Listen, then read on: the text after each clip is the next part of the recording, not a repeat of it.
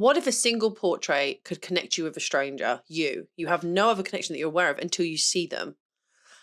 That was pretty much the concept behind my new personal project, which is something I'm absolutely in love with and I'm currently still working on. It's called the Human Tapestry of NN, aka Northampton.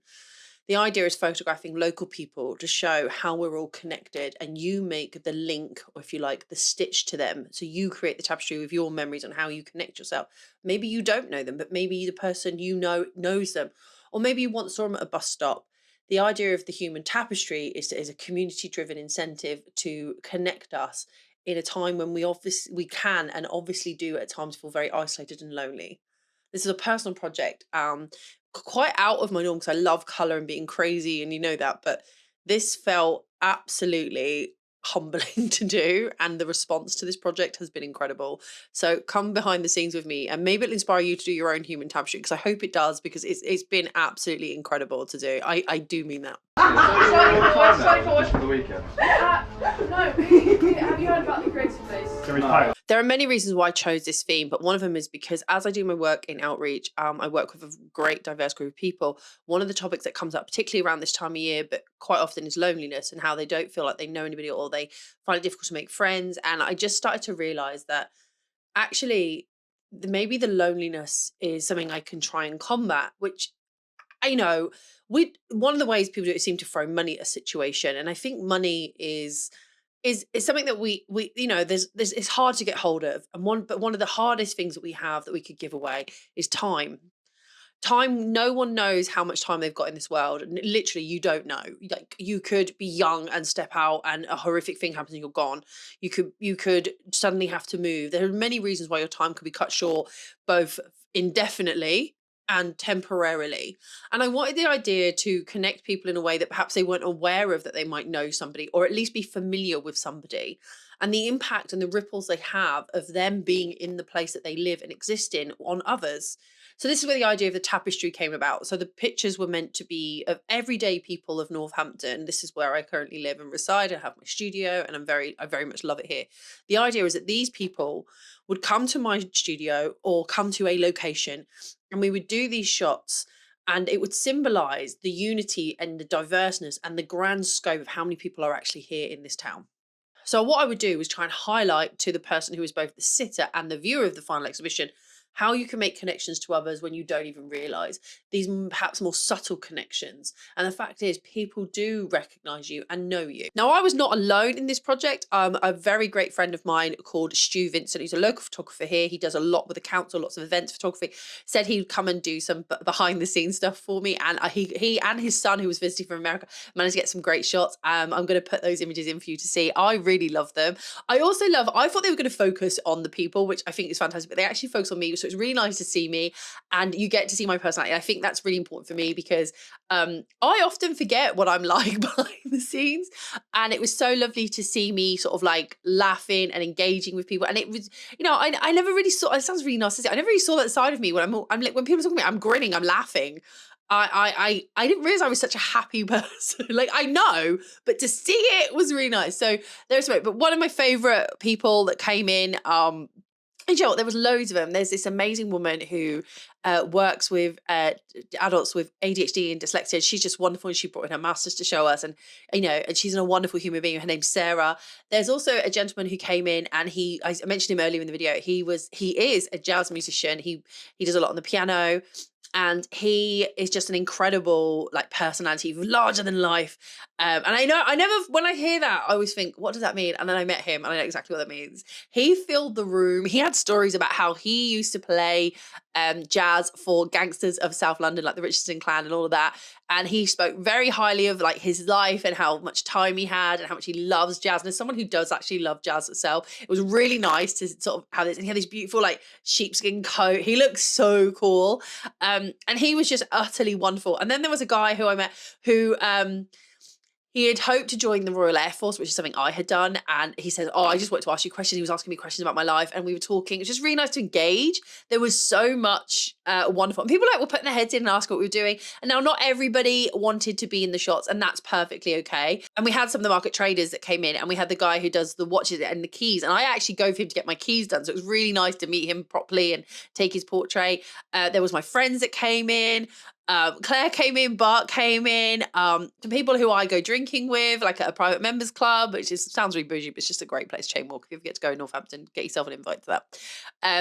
And it was just really nice. And the diversity of people, and people who just like happen to be walking past, like, can I be part of it? There was one guy who literally came in with his family to get photographed, and he was flying out to Bali in a couple of hours. So he's like, I can just do this now. Let me get this done and I'll be gone. And I was like, okay, cool.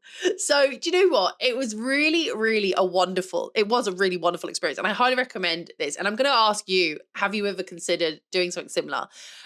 It's not a massive undertaking technically, like as long as you have the lighting set up. And I will just say how I did my lighting. I literally did it the easiest, quickest. I had my Godox V1 in an umbrella, like, you know, the one that, is it a shoot for umbrella? Is that what you call it? How terrible! I'm a professional photographer. I don't know what it's called. It's basically this is terrible. I don't even have a photo backstage I can show you. There might be one I can find and show you. I'll try and drop it in here if there is. So basically, had it set up at slightly. It was like feathering onto their faces, so it shoots into the umbrella and then bounces back out through this diffusion material. And then I had my laser light triangle reflector just under pop some light in. Now, some people kept their hats on, which was like, you know, you're like, but you know, and I love that too. I love challenging myself. So that happened.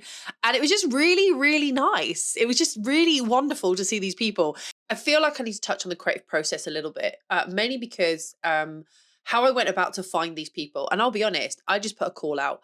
I was very much particular in finding the people who make Northampton move, or are features of Northampton, figures of Northampton even, that, but were not perhaps the senior sort of figures. I didn't want maybe members of the council or people in high authority. I wanted the people, the ones that are going about their day, just, you know, the heartbeat, I guess, if you like, of Northampton.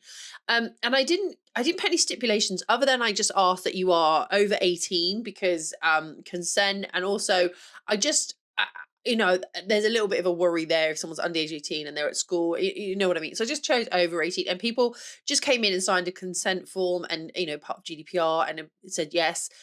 And you know, and these people also get these images. I'm not keeping them for like, oh, they're mine, you can't have them. They are getting them. And we also had time to chat to these people.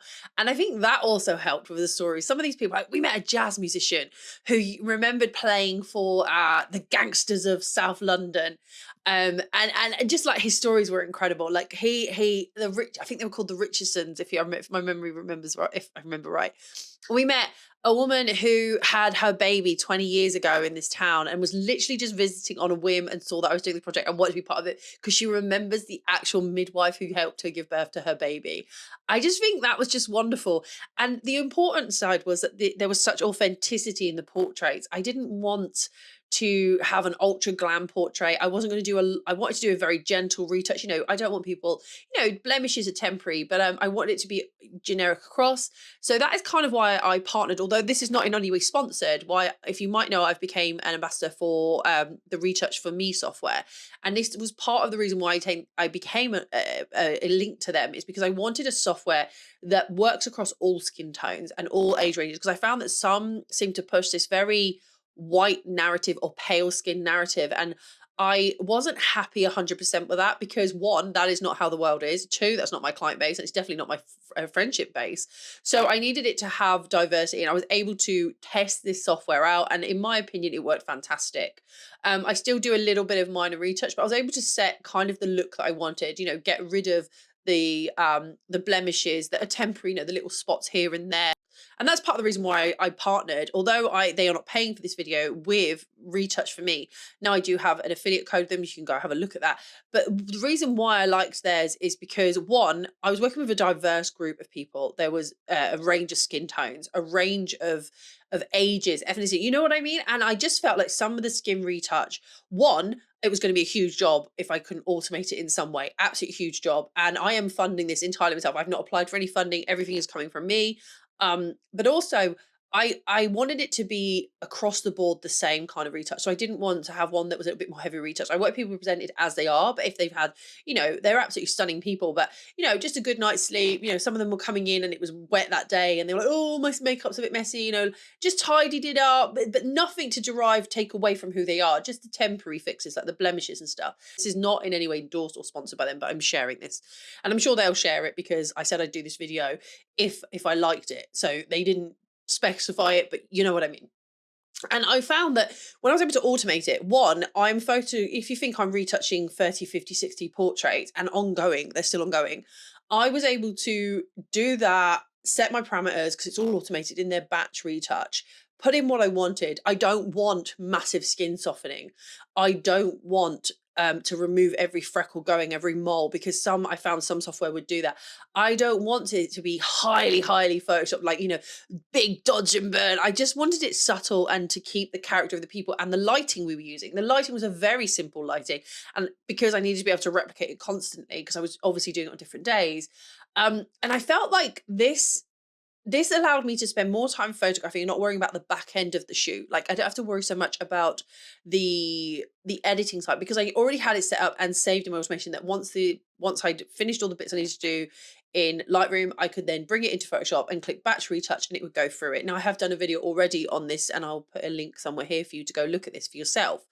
But and I just found that it really elevated the project without losing any authenticity, and I'm able to maintain the very essence of who these people are and how they presented without making it look like some airbrushed heavily campaign. And I think being able to adjust those sliders just really worked. I just want to say this Human Tapestry project isn't about portraits. It's about all of us and how we're connected in a world that seems to be moving very fast and often people feel forgotten. And it's about sticking together, or should I say stitching together, and recognizing just the impact that we have. Anyway, I've been Khandie. I will now, there's been images I've dropped through. I hope you enjoy it. I've enjoyed it, but don't forget to like, subscribe, and I'll see you all in the next video, which ironically will be my roundup of the year. So yeah, you've been great. By the way, don't forget to check out my podcast, which I launched very recently. Links are in the thing below. Okay, bye.